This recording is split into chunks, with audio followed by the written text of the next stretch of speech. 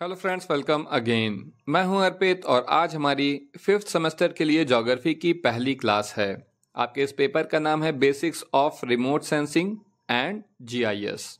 तो आइए देख लें पहले एक बार क्वेश्चन। हमारा क्वेश्चन जो है वो रिमोट सेंसिंग पर बेस्ड है और क्वेश्चन क्या है कि रिमोट सेंसिंग सिस्टम क्या है। रिमोट सेंसिंग की परिभाषा, सिद्धांत, इसके प्रकार, विशेषताएं, उपयोग, गुण और अवगुणों का इसमें आपको वर्णन करना है। इसके बारे में लिखिए। देखिए, रिमोट सेंसिंग आपका बहुत ही इंपॉर्टेंट टॉपिक है और इससे जितने भी क्वेश्चन बन सकते हैं वो सारे मैंने इस क्वेश्चन में इंक्लूड कर दिए हैं। क्वेश्चन चाहे जो भी पूछे, आपको 500 वर्ड से यानी 5 पेज से ज़्यादा का आंसर लिखना नहीं है, लेकिन क्योंकि यहाँ पर हमने सारे टॉपिक इंक्लूड कर दिए हैं कि चाहे जो भी पूछे आप केवल इस एक वीडियो को देख लेंगे तो आपका रिमोट सेंसिंग कंप्लीट हो जाएगा। उसके बारे में चाहे जो कुछ भी पूछा जाए आप उसका आंसर दे लेंगे। तो यही वजह है कि ये वीडियो थोड़ा लंबा होगा, क्योंकि केवल 5 पेज नहीं उससे ज़्यादा पेज का आंसर हो जाएगा। तो आप सिर्फ ये वीडियो देखें और जो भी क्वेश्चन आपका आए, अगर विस्तृत उत्तरीय आए तो 500 वर्ड्स में यानी 5 पेज में लिखें, और अगर छोटा आए उससे लघु उत्तरीय में आए तो जैसा इंस्ट्रक्शन हो उसको फॉलो करिएगा। तो आइए चलिए शुरू करते हैं। क्वेश्चन हमारा है रिमोट सेंसिंग सिस्टम क्या है। रिमोट सेंसिंग पृथ्वी की सतह से सीधा संपर्क किए बिना उसके बारे में जानकारी प्राप्त करने और उसकी व्याख्या करने का विज्ञान है। रिमोट सेंसिंग में विभिन्न घटनाओं की भौतिक, रासायनिक और जैविक विशेषताओं की निगरानी, निरीक्षण और विश्लेषण करने के लिए उपग्रह या हवाई सेंसर प्रौद्योगिकी का उपयोग शामिल है। तो देखिए, रिमोट सेंसिंग सिस्टम क्या है। ये एक प्रकार की तकनीक है जिसमें दूरस्थ स्थानों से डेटा या जानकारी को संवाहक या नियंत्रक स्थानों पर भेजने और प्राप्त करने की क्षमता होती है। रिमोट सेंसिंग सिस्टम का उपयोग विभिन्न उद्देश्यों जैसे डेटा संग्रहण, निगरानी, नियंत्रण या विश्लेषण के लिए किया जा सकता है। अच्छा, आपको थोड़ा साधारण एग्जाम्पल के साथ एक समझाते हैं कि जैसे आपने देखा होगा कि हर साल या हर 10 साल में जो है भारत की सरकार जो है वो ये डेटा देती है कि भारत का कितना प्रतिशत क्षेत्रफल जो है उस पर वन आच्छादित है, यानी कि कितने % हिस्से पर वन है। तो ये सर्वे करने का सबसे आसान सरल तरीका है कि आप सैटेलाइट के माध्यम से जो है सैटेलाइट से देखें कि कहाँ कहाँ पर जंगल हैं और वो पूरी ज़मीन का कितना प्रतिशत है। तो इसी को बोलते हैं रिमोट सेंसिंग, कि कहीं रिमोट एरिया से दूर से आप किसी चीज़ का सर्वे करें और उसके बारे में पता लगाएं। इसके और भी बहुत आयाम हो सकते हैं। मैंने आपको एक बहुत ही सिंपल एग्जाम्पल बताया है कि रिमोट सेंसिंग से ही पता चलता है कि हमारे देश में कितने प्रतिशत हिस्से पर वन है या रेगिस्तान है, या कितना प्रतिशत हिस्से पर इस साल सूखा पड़ा है। तो इस तरीके की चीज़ें जो है हम इससे पता कर सकते हैं सैटेलाइट के माध्यम से। तो आइए आगे देखते हैं। रिमोट सेंसिंग सिस्टम प्रौद्योगिकी का एक उदाहरण है दूरस्थ तंत्रिका उपकरणों द्वारा सिग्नल भेजना और प्राप्त करना। यह सिग्नल वायरलेस तरीके से जैसे कि रेडियो या इंफ्रारेड के माध्यम से हो सकता है। इसके अलावा रिमोट सेंसिंग सिस्टम के तहत सेंसर्स और निगरानी उपकरण भी शामिल हो सकते हैं, जिनका उपयोग विभिन्न प्रकार की जानकारी जैसे कि तापमान, गति, दबाव आदि को मापने के लिए किया जा सकता है। रिमोट सेंसिंग सिस्टम का विस्तार तेजी से हो रहा है और यह विभिन्न क्षेत्रों में उपयोग हो रहा है, जैसे कि वायुमंडल अनुसंधान, वन्यजीव निगरानी, जलवायु अनुसंधान और भी कई क्षेत्र हैं इसके माध्यम से दूरस्थ स्थानों से आने वाले डेटा का संग्रहण और विश्लेषण किया जा सकता है ताकि सही निर्णय लिया जा सके। रिमोट सेंसिंग के प्रकार अब हम देखेंगे कि अभी तक आपने देखा कि रिमोट सेंसिंग है क्या, लेकिन रिमोट सेंसिंग के क्या क्या प्रकार हैं इसे हम अब यहाँ पर देखने जा रहे हैं। तो रिमोट सेंसिंग को मोटे तौर पर 2 प्रकारों, सक्रिय और निष्क्रिय रिमोट सेंसिंग में वर्गीकृत किया जा सकता है।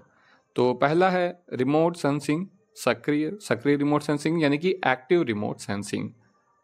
सक्रिय रिमोट सेंसिंग सिस्टम अपनी ऊर्जा उत्सर्जित करते हैं, आमतौर पर विद्युत चुंबकीय विकिरण के रूप में, और पृथ्वी की सतह से परावर्तित या बैकस्टैक ऊर्जा को मापते हैं। सक्रिय रिमोट सेंसिंग प्रौद्योगिकियों के उदाहरणों में रडार, LIDAR अर्थात सिंथेटिक एपर्चर रडार शामिल हैं। देखिए रडार से बादलों के बारे में भी, जहाज के बारे में तो पता चलता ही है, फाइटर प्लेन डिफेंस सिस्टम का हिस्सा होता है रडार सिस्टम, लेकिन इससे बादलों से जुड़ी हुई इंफॉर्मेशन या और भी बहुत सी जानकारियां मिलती हैं, जिसका सिस्टम सिंपल ये है कि ये कुछ अपना विकिरण भेजते हैं और वो सामने किसी चीज़ से टकरा के वापस आता है, तो उसे रडार जो है कैच कर लेता है और कितनी देर में वो वापस आता है उस हिसाब से वो अंदाज़ा लगाता है कि ये किस चीज़ से टकराया है, वो कितनी दूरी पे है, किस गति से हमारी तरफ आ रही है। तो रडार भी एक किस्म की रिमोट सेंसिंग टेक्नोलॉजी है। तो दूसरा है पैसिव रिमोट सेंसिंग, यानी कि निष्क्रिय रिमोट सेंसिंग। निष्क्रिय रिमोट सेंसिंग सिस्टम पृथ्वी की सतह से परावर्तित या उत्सर्जित प्राकृतिक ऊर्जा का पता लगाता है। ये प्रणालियां अपनी स्वयं की ऊर्जा उत्सर्जित नहीं करती हैं। जैसा मैंने आपको बताया कि रडार में क्या है कि पहले वो अपनी ओर से जो है रेडिएशन या कुछ भेजता है, अपनी ओर से सिग्नल भेजता है और फिर वो वापस आता है तो उससे इंफॉर्मेशन मिलती है। जबकि जो निष्क्रिय रिमोट सेंसिंग है तो ये अपनी ओर से कुछ नहीं करती। निष्क्रिय रिमोट सेंसिंग कुछ भी उत्सर्जित या परावर्तित नहीं करती है। ये क्या करती है कि ये प्रणाली अपनी स्वयं की ऊर्जा उत्सर्जित नहीं करती हैं और रोशनी के स्रोत के रूप में सूर्य पर निर्भर रहती हैं। निष्क्रिय रिमोट सेंसिंग प्रौद्योगिकियों के उदाहरण में मल्टी स्पेक्ट्रल और hyper spectral imaging, thermal infrared imaging और रेडियोमीटर शामिल हैं। तो थर्मल इंफ्रारेड इमेजिंग और रेडियोमीटर इसका काफ़ी इम्पोर्टेंट एग्जाम्पल है। अब हम देखते हैं रिमोट सेंसिंग के घटक क्या होते हैं, यानी कि क्या कंपोनेंट होते हैं जिनका इस्तेमाल होता है रिमोट सेंसिंग में। रिमोट सेंसिंग प्रणाली विभिन्न घटकों के माध्यम से कार्य करती है। रिमोट सेंसिंग के घटक इस प्रकार हैं। तो इसमें पहला है कि प्लेटफॉर्म। इसमें एक प्लेटफॉर्म होता है। क्या होता है आइए देखते हैं। इसे रिमोट सेंसिंग सेंसर के वाहक के रूप में परिभाषित किया जा सकता है। 3 मुख्य रिमोट सेंसिंग प्लेटफॉर्म हैं जिनका उल्लेख नीचे दिया गया है। तो पहला है जमीनी स्तर के प्लेटफॉर्म, जैसे कोई क्रेन हो या कोई टावर हो जहाँ से जो है सिग्नल्स वगैरह भेजे जाएं, तो ये हो गया जमीन स्तर का प्लेटफॉर्म। इसके अलावा कभी कभी हवाई प्लेटफॉर्म का इस्तेमाल किया जाता है, जैसे कि हेलीकॉप्टर, उच्च ऊंचाई वाले विमान और कम ऊंचाई वाले विमान। यानी कि हेलीकॉप्टर और विमान वगैरह से भी जो है रिमोट सेंसिंग इनका इस्तेमाल भी रिमोट सेंसिंग के प्लेटफॉर्म के लिए किया जाता है। आमतौर पर डिफेंस सेक्टर में इसका बहुत इस्तेमाल होता है। इसके अलावा अंतरिक्ष जनित प्लेटफॉर्म, जैसे अंतरिक्ष शटल, भूस्थैतिक उपग्रह व ध्रुवीय परिक्रमा उपग्रह, इनका इस्तेमाल भी देखिए डिफेंस सैटेलाइट्स भी होती हैं और वेदर रिपोर्ट, वातावरण और एग्रीकल्चर वगैरह से रिलेटेड सर्वे के लिए भी इनका इस्तेमाल किया जाता है, अंतरिक्ष शटल या फिर ध्रुवीय परिक्रमा उपग्रह का। तो देखिए यहाँ क्या है कि कुछ सेंसिंग के उपयोग किए जाने वाले विभिन्न प्रकार के प्लेटफॉर्म दिखाने के लिए यहाँ पर मैंने एक फ़ोटो लगाई थी। ये देखिए आपके सामने है। तो ये मतलब यही प्लेटफॉर्म के लिए अलग अलग चीज़ों का इस्तेमाल किया गया है। आप सबसे लेफ्ट में देखें तो जो है यूएवी है, यानी कि क्या बोलते हैं उसको, ड्रोन है। इसके बाद कुछ जहाज़ वगैरह दिए हैं। सबसे ऊपर आप देखें तो सैटेलाइट है। तो अलग अलग चीज़ों का इस्तेमाल यहाँ पर प्लेटफॉर्म के रूप में किया जाता है। हो सकता है कि इससे आपको कुछ अंदाज़ा मिले, अगर नहीं मिले तो भी इस डायग्राम के पीछे बहुत परेशान होने की ज़रूरत नहीं है। अब हम देखते हैं प्लेटफॉर्म के अलावा दूसरा क्या इंपॉर्टेंट कंपोनेंट है, वो है सेंसर। यह एक उपकरण है जिसका उपयोग विभिन्न वस्तुओं और सतहों से विद्युत चुंबकीय विकिरण प्राप्त करने और उन्हें एक सिग्नल में परिवर्तित करने के लिए किया जाता है, जिसे संख्यात्मक डेटा के रूप में या छवि के रूप में रिकॉर्ड और प्रदर्शित किया जा सकता है। रिमोट सेंसिंग की कार्यप्रणाली में भी कई तत्व शामिल हैं जिनका उल्लेख नीचे किया जा रहा है। तो इसमें पहला है ऊर्जा का स्रोत ए, और उसके बाद दूसरा है यानी बी है क्या, वायुमंडल में ऊर्जा के स्रोत का विकिरण, और उसके बाद सी है यानी कि तीसरा है वस्तु के साथ विकिरण की अंतःक्रिया। उसके बाद है सेंसर द्वारा ऊर्जा की रिकॉर्डिंग यानी कि डी, जिसके बाद आता है विकिरण का संचरण, ग्रहण और प्रसंस्करण यानी कि ई, सेंसर द्वारा विकिरण की व्याख्या और विश्लेषण करना, और सबसे आखिर में उस विकिरण का अनुप्रयोग। देखिए यहाँ पर तत्वों को दर्शाने के लिए जो हम ABCD बोल भी रहे थे कि ये है कि ऊर्जा के स्रोत के रूप में आप सूर्य देखें, सूर्य से एनर्जी जा रही है, नीचे जो टारगेट हैं, पेड़ पौधे लगे हुए हैं, उन पर सूर्य की रोशनी पहुंच रही है, तो ऊर्जा का स्रोत सूर्य है, और ये ही रिफ्लेक्ट होकर एटमॉस्फेयर में जा रही है जहाँ पर सेंसर है एक सैटेलाइट के रूप में। वहाँ तक ये पहुँच रही है और सैटेलाइट ये डेटा कलेक्ट कर रही है कि कहाँ कहाँ पर जंगल है, कहाँ पेड़ हैं, कितनी वनस्पति हमारे देश में, हमारे प्रदेश में या इस क्षेत्र में है जहाँ हम सर्वे कर रहे हैं। और फिर यही डेटा वहाँ से वापस कहाँ जा रहा है, ये डेटा जा रहा है वापस धरती पर आ रहा है और इस डेटा को कलेक्ट किया जा रहा है, इसे कंप्यूटर सिस्टम में ले जाया जा रहा है और इस तरीके से पूरे डेटा को जो है इवेलुएट करके उसका फिर हम पता कर रहे हैं कि कितने प्रतिशत हिस्से पर हमारे वन हैं। तो ये भी एक रिमोट सेंसिंग का जो है एग्जाम्पल है, बहुत अच्छा। अब हम रिमोट सेंसिंग की विशेषताओं के बारे में बात करेंगे। देखो, आपका जो क्वेश्चन है ना, ये नहीं कि आप ये सारा एक ओर से लिखने लगें, ये मैं आपको रिमोट सेंसिंग से रिलेटेड सारी चीज़ें बता रहा हूँ। आपका जो क्वेश्चन पूछेगा उस हिसाब से आप उसका आंसर उस हिस्से का केवल लिख दीजिएगा और हमेशा की तरह ये ध्यान रखिएगा कि 5 पेज से ज़्यादा आपका आंसर नहीं जाना चाहिए। तो आइए देखते हैं रिमोट सेंसिंग की विशेषताएं। रिमोट सेंसिंग में बहुत सारी विशेषताएं और उनका महत्व है। सतह सामग्री की पहचान और विश्लेषण के संदर्भ में वर्णक्रमीय रेजोल्यूशन, स्थानिक रेजोल्यूशन आदि जैसे रेवोल्यूशन बहुत ही उपयोगी हैं। तो इसकी पहले विशेषताएं देखते हैं। तो पहली विशेषता है क्या कि वर्णक्रमीय संकल्प। क्या है ये, इसके बारे में देखें कि विद्युत चुंबकीय विकिरण की विभिन्न तरंगदैर्घ्य के बीच अंतर करने की क्षमता उच्च वर्णक्रमीय रेजोल्यूशन वाले सिस्टम सतह सामग्री और घटनाओं की एक विस्तृत श्रृंखला की पहचान और विश्लेषण कर सकते हैं। देखो, जो थोड़े साइंस के स्टूडेंट होंगे, खासतौर से जिन्होंने फिजिक्स पढ़ा होगा, उनके लिए इसे समझना ज़्यादा आसान है। आर्ट्स के स्टूडेंट्स के लिए जिन्होंने पहले कभी साइंस नहीं पढ़ा है, उनके लिए थोड़ी दिक्कत हो सकती है। इसमें बात यही है कि वर्ण जो चुंबकीय विकिरण होता है उसकी अलग अलग तरंग दैर्घ्य से हमें ये पता चल जाता है, उसके रेजोल्यूशन से ये पता चल जाता है कि ये किस चीज़ से रिफ्लेक्ट होकर आ रहा है। ठीक, तो उसी के बारे में यहाँ पर बताया गया है कि तो इसका महत्व क्या है। इसका महत्व है कि विभिन्न सतह सामग्रियों की पहचान करना। क्यों? क्योंकि जिस चीज़ से टकरा के आएगा वापस लौटेगा, उसी हिसाब से जो है हमें पता चल जाएगा उसकी तरंग दैर्घ्य से कि ये कैसी चीज़ से टकरा कर आ रहा है। तो इस वजह से हम उसका विश्लेषण कर सकते हैं। आगे देखें, स्थानीय संकल्प, स्थानिक संकल्प। स्थानिक संकल्प क्या है कि पृथ्वी की सतह पर निकट स्थित वस्तुओं के बीच अंतर करने की क्षमता।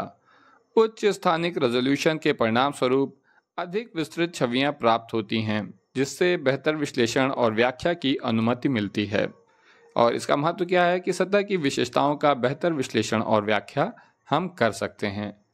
तीसरा है अस्थायी समाधान। इससे हो सकता है, क्या हो सकता है कि वह आवृत्ति जिसके साथ एक रिमोट सेंसिंग प्रणाली पृथ्वी पर उसी स्थान पर दोबारा जाती है, उच्च अस्थायी रेजोल्यूशन वाले सिस्टम सतह की विशेषताओं में तेजी से बदलाव को पकड़ सकते हैं। यानी कि जैसे मान लीजिए कि एक और समस्या है कि रेगिस्तान का विस्तार होता जा रहा है और जो पेड़ हैं वो कम होते जा रहे हैं, या फिर शहरों का विस्तार होता जा रहा है, जो जंगल का या खेती की ज़मीन का विस्तार होता जा रहा है। शहर आगे आगे तेज़ी से बढ़ते जा रहे हैं और जंगल कटते जा रहे हैं। तो इस तरीके के जो बदलाव हो रहे हैं तेज़ी से, उसे इस माध्यम से पकड़ा जा सकता है।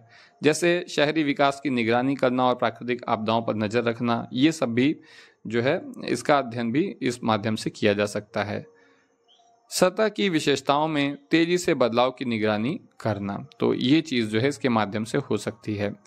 इसके बाद है रेडियोमेट्रिक रेजोल्यूशन। विद्युत चुंबकीय विकिरण की तीव्रता का सटीक प्रतिनिधित्व करने की क्षमता और उच्च रेडियोमेट्रिक रेजोल्यूशन सतह की विशेषताओं और घटनाओं में सूक्ष्म भिन्नताओं से अधिक सटीक प्रतिनिधित्व की अनुमति देता है। तो इसका क्या महत्व है? इसका महत्व ये है कि सतह की विशेषताओं और घटनाओं का सटीक प्रतिनिधित्व इस माध्यम से हो सकता है। तो ये थी इसकी विशेषताएं।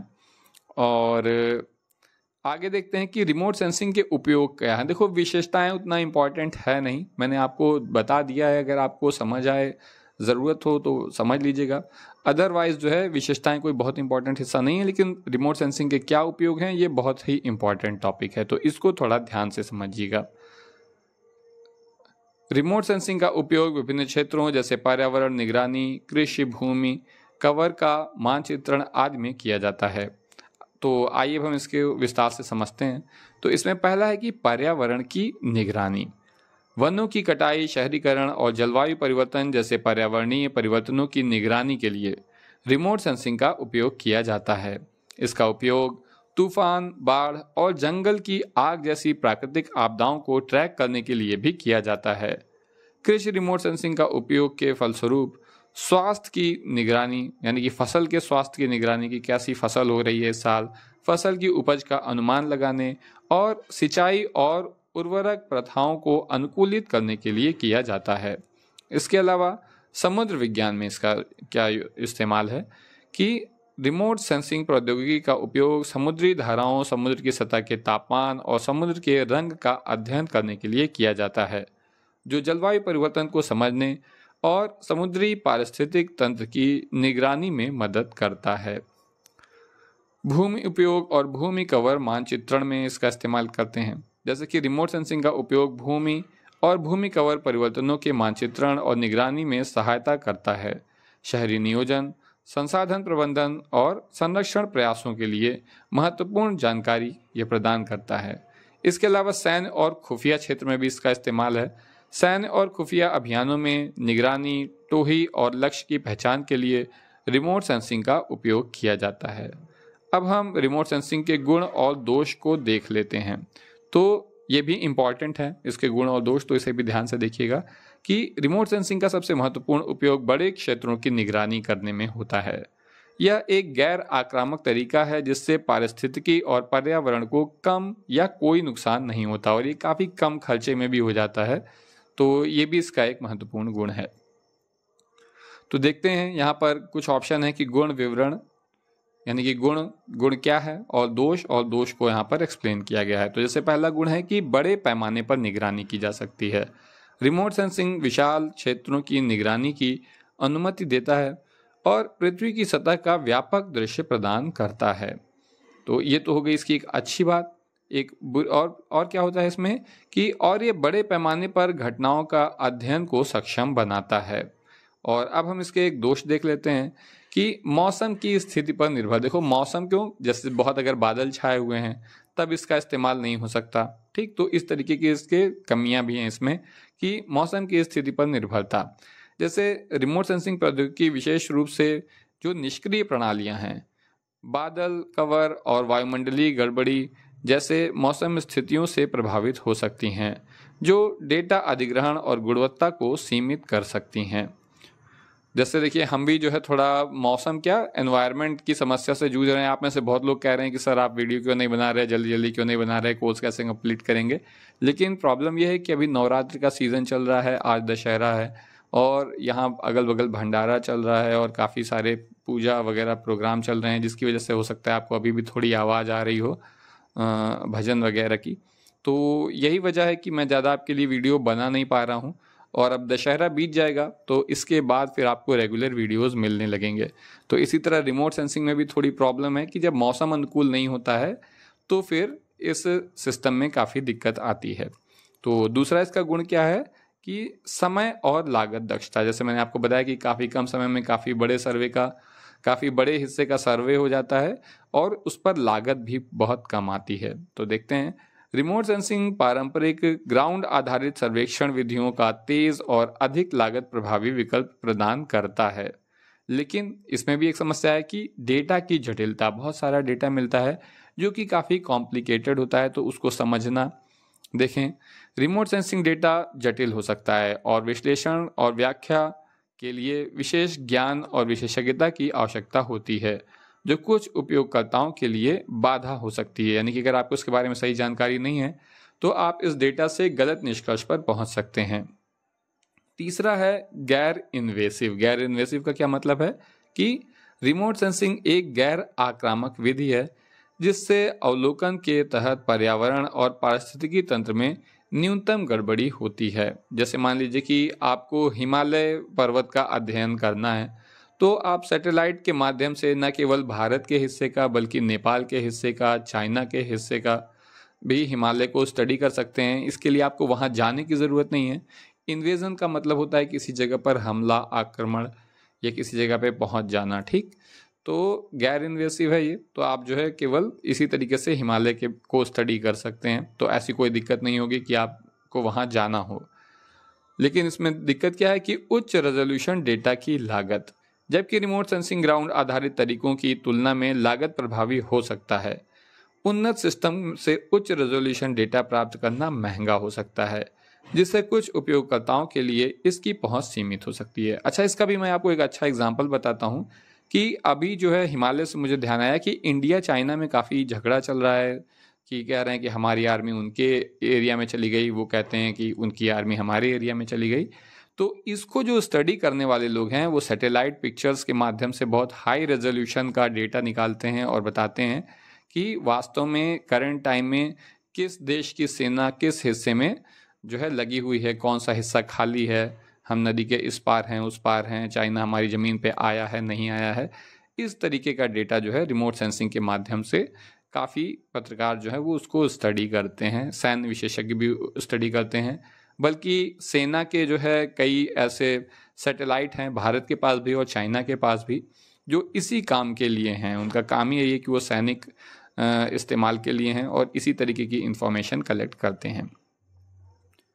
अगली जो है इसकी क्या क्या गुण है कि दोहरावदार और लगातार डेटा संग्रह, मतलब कि लगातार आप इससे डेटा संग्रह कर सकते हैं। ऐसा नहीं कि एक बार डेटा मिल गया तो बस अब बैठे हुए हैं उसी डेटा पर निर्भर हैं, ऐसा नहीं है, आप बार बार डेटा का संग्रह कर सकते हैं।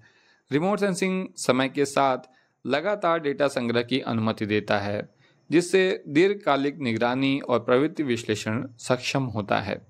और इसमें जो है इसके दोष क्या है कि सुरक्षा की सोच, इसमें आपको इस बारे में भी ध्यान देना होता है। जैसे कि रिमोट सेंसिंग खासकर जब निगरानी और खुफिया उद्देश्यों के लिए उपयोग किया जाता है तो गोपनीयता संबंधी चिंता पैदा करता है और नैतिक बहस को जन्म दे सकता है। फॉर एग्जांपल, अगर भारत की सेना जो है या भारत का खुफिया विभाग जो है अपने सैटेलाइट का इस्तेमाल करता है और पाकिस्तान के बारे में, बांग्लादेश के बारे में, श्रीलंका के बारे में खुफिया डेटा निकालता है, तो ये एक नैतिकता का भी सवाल है कि भाई क्या ये ठीक है, क्या ऐसा करना ठीक है।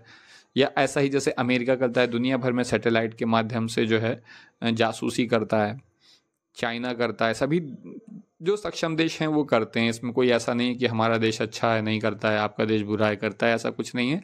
जिसमें भी क्षमता है वो उस तकनीक का इस्तेमाल जासूसी के लिए करता है। तो ये भी एक नैतिक बहस है।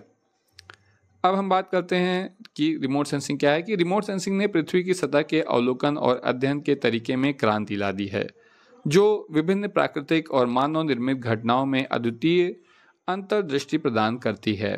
गैर आक्रामक और समय कुशल तरीके से बड़े क्षेत्रों की निगरानी करने की अपनी क्षमता के साथ रिमोट सेंसिंग पर्यावरण निगरानी, कृषि, समुद्र विज्ञान, भूमि उपयोग मानचित्रण और सैन्य अनुप्रयोगों सहित कई क्षेत्रों में एक अनिवार्य उपकरण बन गया है। हालांकि रिमोट सेंसिंग की भी अपनी सीमाएं हैं, जैसे मौसम की स्थिति पर निर्भरता, डेटा की जटिलता, उन्नत प्रणालियों के लिए उच्च लागत और गोपनीयता संबंधी चिंताएं। इन चुनौतियों के बावजूद रिमोट सेंसिंग का विकास और प्रगति जारी है। तो दोस्तों, ये था रिमोट सेंसिंग। देखिए, इससे कुछ मैंने इम्पॉर्टेंट जो है क्वेश्चन भी यहाँ पर बनाए हुए हैं रिमोट सेंसिंग से रिलेटेड। मैंने सोचा था कि इसको एक अलग वीडियो में डिस्कस करेंगे, लेकिन अब इसको आज ही डिस्कस कर ले रहे हैं, जिससे ये टॉपिक पूरी तरीके से फाइनल हो जाए, इस टॉपिक पर कोई दूसरा वीडियो मुझे ना बनाना पड़े। तो जो इसका इम्पोर्टेंट क्वेश्चंस हैं ये लघु उत्तरीय हैं, क्योंकि विस्तृत उत्तरीय मैंने काफ़ी डिटेल में आपको पढ़ा ही दिया है। तो विस्तृत उत्तरीय जो भी पूछा जाएगा और वास्तव में लघु उत्तरीय भी जो पूछा जाएगा आपको इस वीडियो से सब आ जाएगा। तो देख लेते हैं कि आपको लघु उत्तरीय आंसर कैसे लिखने हैं। क्वेश्चन है कि रिमोट सेंसिंग क्या है। तो इसका आंसर, रिमोट सेंसिंग पृथ्वी की सतह से सीधे संपर्क के बिना उसके बारे में जानकारी प्राप्त करने और उसकी व्याख्या करने का विज्ञान है। इसमें विभिन्न घटनाओं की भौतिक, रासायनिक और जैविक विशेषताओं की निगरानी, निरीक्षण और विश्लेषण करने के लिए उपग्रह या हवाई सेंसर प्रौद्योगिकी का उपयोग किया जाता है, या इसका उपयोग शामिल है। प्रौद्योगिकी का मतलब होता है टेक्नोलॉजी। तो अगर आपको प्रौद्योगिकी ना याद रहे तो आप टेक्नोलॉजी लिख सकते हैं। दूसरा क्वेश्चन है कि रिमोट सेंसिंग के दो मुख्य प्रकार क्या हैं। तो रिमोट सेंसिंग को मोटे तौर पर दो प्रकारों में वर्गीकृत किया जा सकता है। सक्रिय रिमोट सेंसिंग, जिसमें ऐसे सिस्टम शामिल होते हैं जो अपनी ऊर्जा उत्सर्जित करते हैं, उदाहरण के लिए रडार, LIDAR। और दूसरा है निष्क्रिय रिमोट सेंसिंग, जो पृथ्वी की सतह से परावर्तित या उत्सर्जित प्राकृतिक ऊर्जा का पता लगाने पर निर्भर करता है। उदाहरण के लिए मल्टी स्पेक्ट्रल और हाइपर स्पेक्ट्रल इमेजिंग। तीसरा क्वेश्चन हमारा है कि स्थानिक, वर्णक्रमीय, लौकिक और रेडियोमेट्रिक रेजोल्यूशन के बीच क्या अंतर है। ये 3 तरीके के अलग अलग रेजोल्यूशन है, तो इनके बीच आपको जो है अंतर बताना है। तो देखते हैं। स्थानिक विभेदन से तात्पर्य पृथ्वी की सतह पर निकट दूरी वाली वस्तुओं के बीच अंतर करने की क्षमता से है, जबकि वर्णक्रमीय रेजोल्यूशन विद्युत चुंबकीय विकिरण की विभिन्न तरंगदैर्घ्य के बीच अंतर करने की क्षमता है। टेम्पोरल रेजोल्यूशन उस आवृत्ति को संदर्भित करता है जिसके साथ एक रिमोट सेंसिंग सिस्टम पृथ्वी पर उसी स्थान पर दोबारा जाता है, जबकि रेडियोमेट्रिक रेजोल्यूशन विद्युत चुंबकीय विकिरण की तीव्रता को सटीक रूप से दर्शाने की क्षमता है। अब हमारा है चौथा क्वेश्चन कि पर्यावरण निगरानी में रिमोट सेंसिंग का उपयोग कैसे किया जाता है। तो आइए देखें। वनों की कटाई, शहरीकरण और जलवायु परिवर्तन जैसे पर्यावरणीय परिवर्तनों की निगरानी के लिए रिमोट सेंसिंग का उपयोग किया जाता है। इसका उपयोग तूफान, बाढ़ और जंगल की आग जैसी प्राकृतिक आपदाओं को ट्रैक करने के लिए भी किया जाता है। पांचवा क्वेश्चन है हमारा कि रिमोट सेंसिंग से कृषि को कैसे लाभ होता है। काफ़ी इंपॉर्टेंट क्वेश्चन है। तो देखिए कि रिमोट सेंसिंग का उपयोग फसल स्वास्थ्य की निगरानी, फसल की उपज का अनुमान लगाने और सिंचाई और उर्वरक प्रथाओं को अनुकूलित करने के लिए किया जाता है। अब छठा क्वेश्चन है कि समुद्र विज्ञान में रिमोट सेंसिंग के कुछ अनुप्रयोग क्या हैं, ये आपको बताना है। तो आंसर इसका ये है कि रिमोट सेंसिंग प्रौद्योगिकी का उपयोग समुद्री धाराओं, देखो समुद्र के भीतर भी बहुत सी धाराएं चलती हैं जो एक फिक्स डायरेक्शन में जाती हैं, इनके नाम भी होते हैं। तो रिमोट सेंसिंग प्रौद्योगिकी का उपयोग समुद्री धाराओं, समुद्र की सतह के तापमान और समुद्र के रंग का अध्ययन करने के लिए किया जाता है, जो जलवायु परिवर्तन को समझने और समुद्री पारिस्थितिक तंत्र की निगरानी में मदद करता है। अगला क्वेश्चन है हमारा कि रिमोट सेंसिंग के कुछ गुण क्या हैं। तो देखिए, रिमोट सेंसिंग के कुछ गुणों में बड़े पैमाने पर निगरानी, समय और लागत दक्षता, गैर आक्रामक डेटा संग्रह और दोहराव और लगातार डेटा संग्रह शामिल है। अगला क्वेश्चन है रिमोट सेंसिंग के कुछ दोष क्या हैं। तो देखिए, पिछली बार आपको गुण आपको बताना था, अब कुछ दोष क्या हैं। ये क्वेश्चन एक साथ भी आ सकता है कि रिमोट सेंसिंग के कुछ गुण और दोष के बारे में बताएं, तो आप दोनों का आंसर मिक्स कर देंगे। और अब देखिए दोष क्या हैं। रिमोट सेंसिंग के कुछ अवगुण में मौसम की स्थिति पर निर्भरता, डेटा की जटिलता, उन्नत प्रणालियों के लिए उच्च लागत और गोपनीयता संबंधी चिंताएं शामिल हैं। 9वां क्वेश्चन है हमारा, देखिए यहाँ पर मैंने टोटल 10 क्वेश्चंस बनाए हैं, 10 क्वेश्चन बनाए हैं। तो 9वां क्वेश्चन क्या है कि रिमोट सेंसिंग भूमि उपयोग और भूमि कवर मानचित्रण में कैसे योगदान देती है। तो देखते हैं। रिमोट सेंसिंग भूमि उपयोग और भूमि कवर परिवर्तनों के मानचित्रण और निगरानी में सहायता करता है। शहरी नियोजन, संसाधन प्रबंधन और संरक्षण प्रयासों के लिए महत्वपूर्ण जानकारी भी हमें इससे मिलती है। और हमारा 10वां और आखिरी क्वेश्चन है कि रिमोट सेंसिंग से जुड़ी गोपनीयता संबंधी चिंताएं क्या हैं।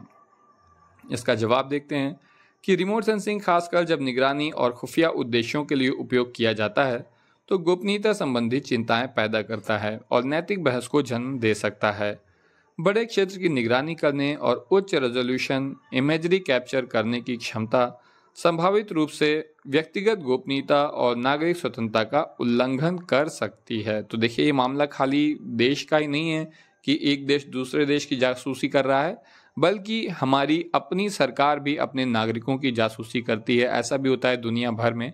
तो ये भी एक नैतिक बहस है, क्योंकि ये बात सही है कि नहीं, क्या गवर्नमेंट को अपने नागरिकों की जासूसी करनी चाहिए। आपको कैसा लगे अगर आपकी जासूसी हो रही हो, तो क्या आप इसके बारे में क्या महसूस करेंगे। तो इस तरीके की समस्या भी ये पैदा करता है। तो दोस्तों, जब मैंने ये वीडियो बनाना शुरू किया था तो उस समय बहुत शोर कुछ हो नहीं रहा था, लेकिन अगर आपको बैकग्राउंड में काफ़ी सारी म्यूज़िक सुनाई दे रही हो तो उसको इग्नोर करिएगा और पढ़ाई पर ध्यान लगाइएगा। और आने वाले वीडियोस में उम्मीद है कि इस तरीके के साउंड ट्रैक का आपको सामना नहीं करना पड़ेगा। अदरवाइज़ अगर आप चाहें तो भजन एंजॉय भी कर सकते हैं। तो आज के लिए बस इतना ही। Thank you.